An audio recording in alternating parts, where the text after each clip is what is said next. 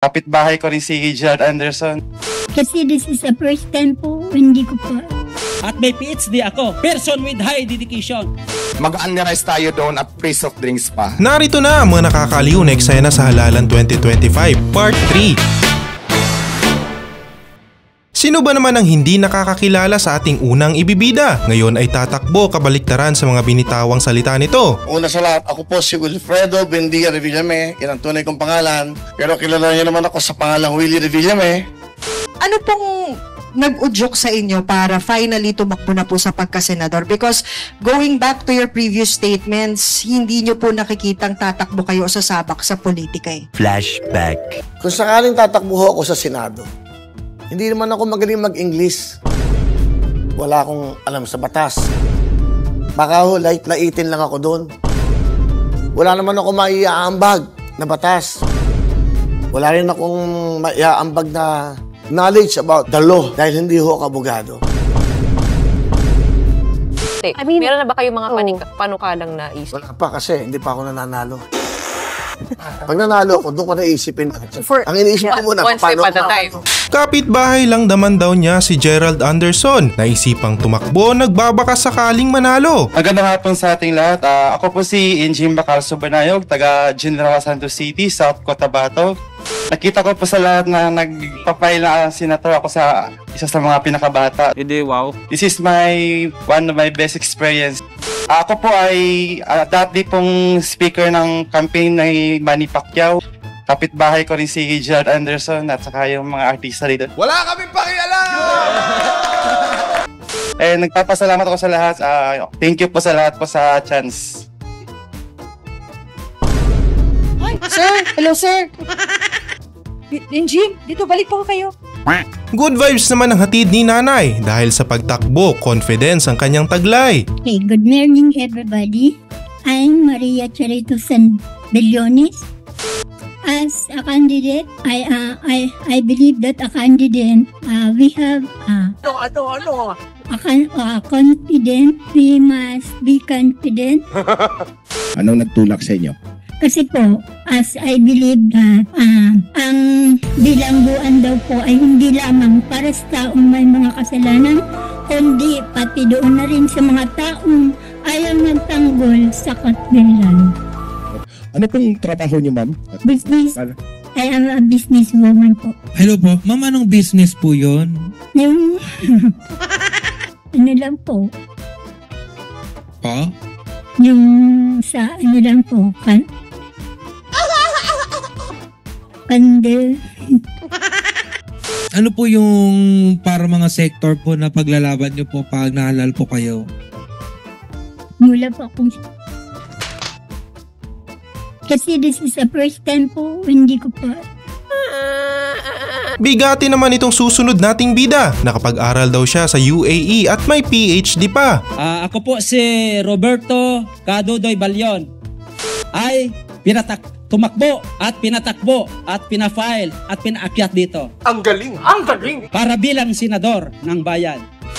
Ano po yung nakikita ninyo na parang bintahin nyo po sa mga ibang kandidato? Ay! Gandang tanong. Sabi po daan nila, Kadudoy, bakit ka tatakbo dyan? Nakapag-aral ka ba? Sabi ko, at least proud ako na graduate ako sa high school at nakapagtapos ng vocational course. At mayroon akong isang kurso na dala-dala. Ano ito? Kurso nada. Kahit hindi ako graduate sa University of the Philippines at sa labas or sa anumang university dito sa Pilipinas, pero ang hindi aram ng marami, graduate ako sa UAE. Ano yung ibig sabihin ng UAE? University of Actual Experience. At may PhD ako. Pero ang ibig ko sabihin ng PhD, person with high dedication. Diwata pares overload kayo dyan. Dahil sa Senado, beef pares at only soft drinks raw ay pamimigay nito. My name is Deo Balbuena, ang tunay ko pong pangalan. At kilala po ako bilang isang Diwata Pares. Nandito po kami para mag-file po ng COC para po sa vendor party list. Clarification lang, sir. Pang ilang nominee po kayo ng Diwata? Pang ilang nominee po kayo ng vendor po ba o vendors po? Vendors party list po kami. Vendors po. At kung makapasok po ang Diwata, Ang vendor, sorry. Hindi po ba magiging hadlang ito para doon sa mga negosyo nyo naman na pinapasok ngayon? Hindi po, kasi sa business ko bilang isang Diwata Pares, may mga tao naman po ako na nag-handle na mapapagkatiwalaan ko. Kaya yung oras ko, kaya naman po i-divide. Ano po ang mas focus ninyo ngayon na dahil tinanggap ninyo yung nominasyon? Siyempre magpupokus tayo sa party list, pero hindi naman pwedeng pabayaan ko din yung tindahan ko. Bibigay po ba kayo ng Anli Pares sa kamera? Ay bakit hindi kung gusto nila? Mag-unrice tayo doon at free soft drinks pa. Taglay naman itong susunod nating bida ang kakaibang rason sa pagtakbo niya. Ako po si Khalid C. Casimbra, tatakbo po sa Senado. Pwede na po kayo magtanong kung sakali. Taglish lang po kay tayo ay mga Pilipino. Ask ko lang po, anong nag-motivate po sa inyo na tumakbo for a senator? Nakita ko kasi sa last presidential race. Nakita ko sila, mga nakasuot sila ng mga hearing aid. Hindi ko alam kung sino yon. Kaya naglakas loob ako, magtakbo ngayon. About sa mga party list, nandyan na yan. So, anong gusto niyo pang malaman about sa mga party list? Di ba, bawat party list ay tinatayo ninyo.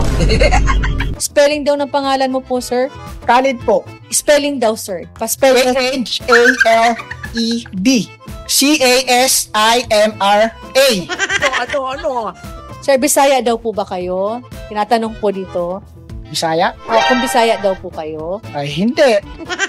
Kumpleto Ricados naman itong si Tatay. Sa kanyang outfit ay walang makakapantay. John Binondo Cabalida. Ako po ay nais tumakbo ng bilang senador ng ating bansa upang makapag-contribute ng mga makabagong skills innovation, technology sa kabataan at sa mga senior citizen.